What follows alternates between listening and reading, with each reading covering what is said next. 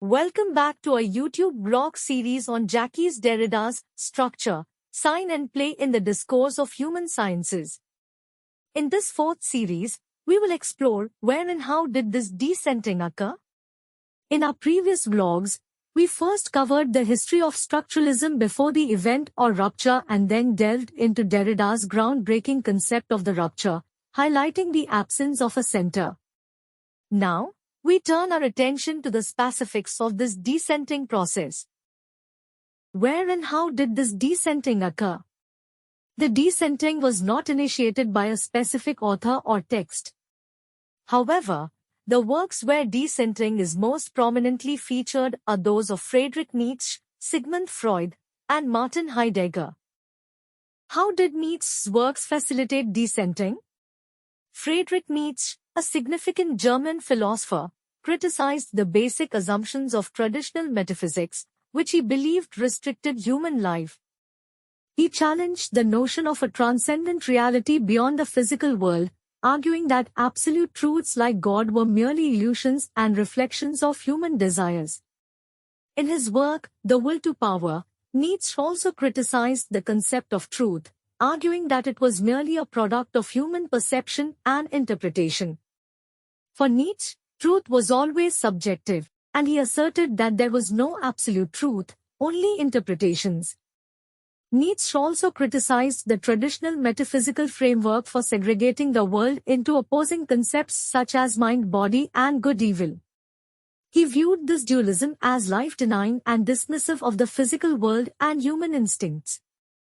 Instead, Nietzsche advocated for embracing human desires, instincts, uncertainty, and perspectivism. By doing so, he descented traditional metaphysical concepts and promoted the idea of play and multiple equally valid interpretations. How did Freud's work contribute to descenting? Although Sigmund Freud did not challenge traditional metaphysical concepts like Nietzsche, he did question conventional ideas about the nature of consciousness and self. Freud introduced the concept of the unconscious mind, which contains thoughts, memories, and repressed desires beyond the reach of conscious awareness. According to Freud, a significant part of human behavior is driven by the unconscious. This challenges the traditional notion that self-presence and consciousness provide complete knowledge of our thoughts and emotions. Freud also introduced the components of the human mind, the ID, ego, and superego, which can cause internal conflicts within the self. This Freudian concept of a divided self challenges the traditional notion of a unified and coherent self. Heidegger's destruction of the metaphysics. Like Nietzsche and Freud, Martin Heidegger also challenged established concepts and contributed to the descentering that Derrida discusses in Structure, Sign and Play. Through his method of destruction, Heidegger exposed and questioned the assumptions that shaped the history of metaphysics.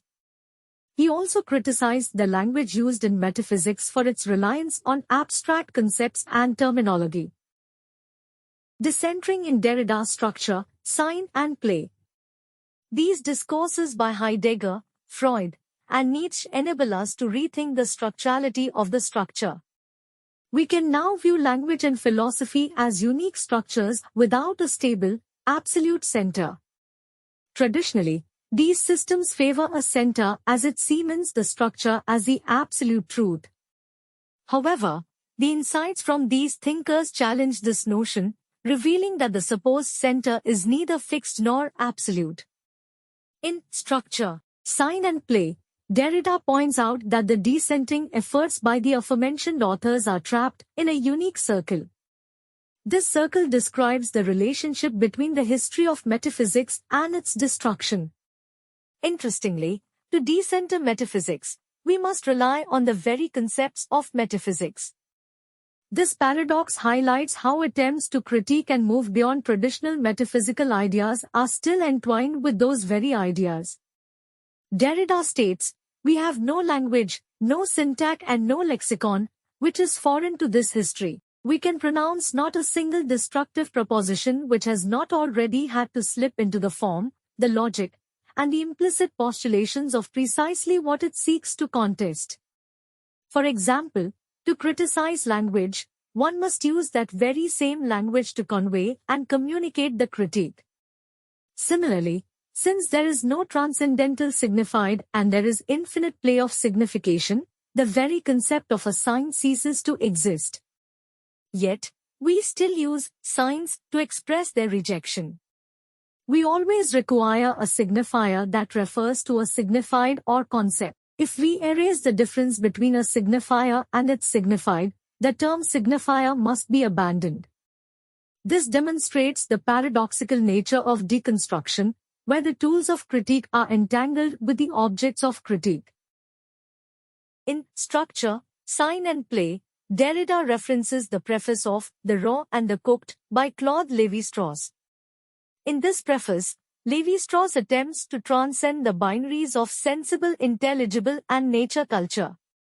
He seeks to go beyond the opposition between the sensory and intellectual aspects of an individual and the differential relationship within the sign system.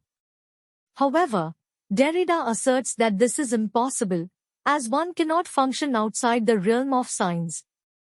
Paradoxically, it is these very signs that allow us to contemplate the system of signs. Derrida says, the concept of the sign, in each of its aspects, has been determined by this opposition throughout the totality of its history. It has lived only on this opposition and its system. But we cannot do without the concept of the sign, for we cannot give up this metaphysical complicity without also giving up the critique we are directing against this complicity, or without the risk of erasing difference in the self-identity of a signified, reducing its signifier into itself, or, amounting to the same thing, simply expelling its signifier outside itself. According to Derrida, within a sign, there will always be a difference between the signifier, the word, and the signified, the concept. For instance, the signifier, love, can be interpreted in various ways by different individuals. The signified is never absolute or fixed. Similarly, the term freedom will yield a signified that is open to interpretation and cannot be pinned down to a single, definitive meaning. This inherent instability in the relationship between signifier and signified underscores the fluidity and multiplicity of meanings in language. Derrida explains that we erase the difference between the signifier and the signified in two primary ways. The first approach, which he refers to as the classic way, prioritizes the signified over the signifier. Here, the signifier is seen merely as a vehicle for representing the stable and essential concept or meaning, the signified. However, Derrida argues that this view oversimplifies the signifier, ignoring its inherent complexities. He asserts that a signifier does not transparently represent the signified but instead involves a play of meanings. For instance, the signifier, rose, can connote various meanings such as a flower, love and romance, political symbolism, or even pain and thorns, depending on cultural and contextual factors. The second way of erasing the difference between the signifier and the signified involves questioning the system in which the initial reduction of the signifier functions. In this case, the signifier no longer points to an external concept or meaning but refers only to other signifiers, creating an endless chain of linguistic references. This process leads to the indefinite deferral or delay of meaning, as the signifier continuously refers to other signifiers without ever reaching a stable signified. When the distinction between signifier and signified collapses, arriving at a fixed meaning becomes challenging.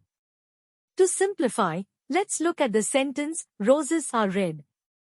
Each word in this sentence is a signifier that points to a signified or a concept. Initially, we might think of the words, signifiers, as straightforward representations of the meaning or the signified. This approach privileges the signified over the signifier. However, if we try to collapse the signifier and the signified to find the actual meaning, all we encounter are more signifiers. For example, if we look up the meaning of roses in a dictionary, we will find various definitions and contexts instead of a single, stable meaning. The same goes for the words are and red. This process of endless substitutions illustrates the collapse of the signifier and the signified.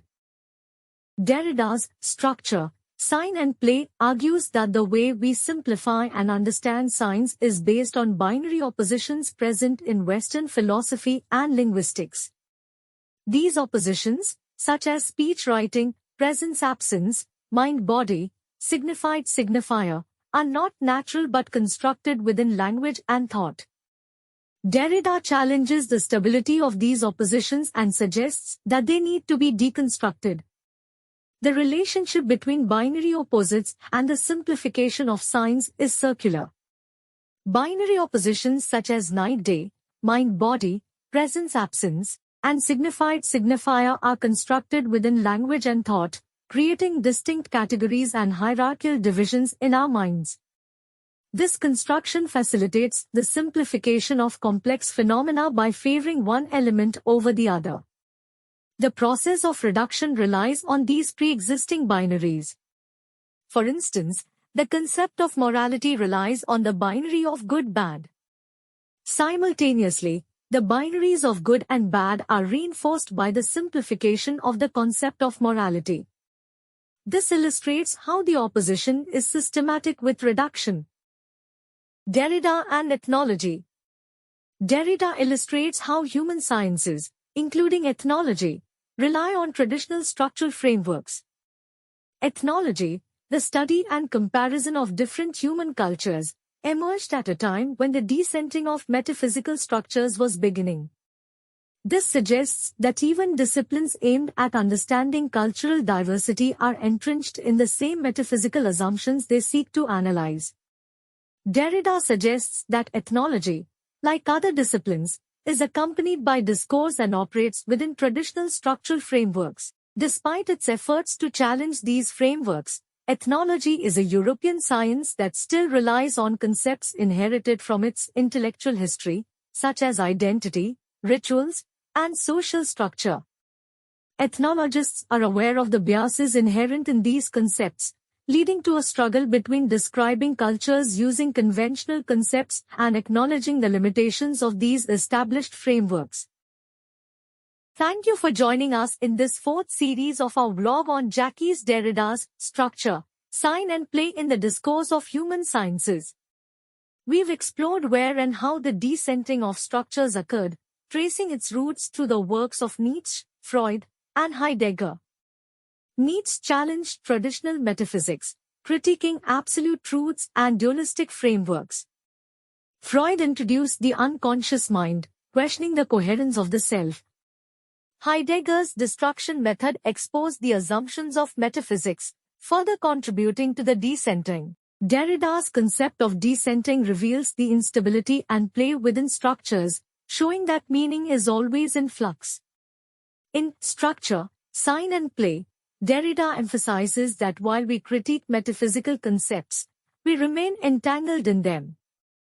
This paradox underscores the complexity of deconstruction, where signs are simultaneously necessary and inherently unstable. Our next series will delve deeper into the implications of this descenting, exploring how these ideas shape contemporary thought and critique. Stay tuned as we continue to navigate these profound philosophical insights. Thank you for watching, and see you next time.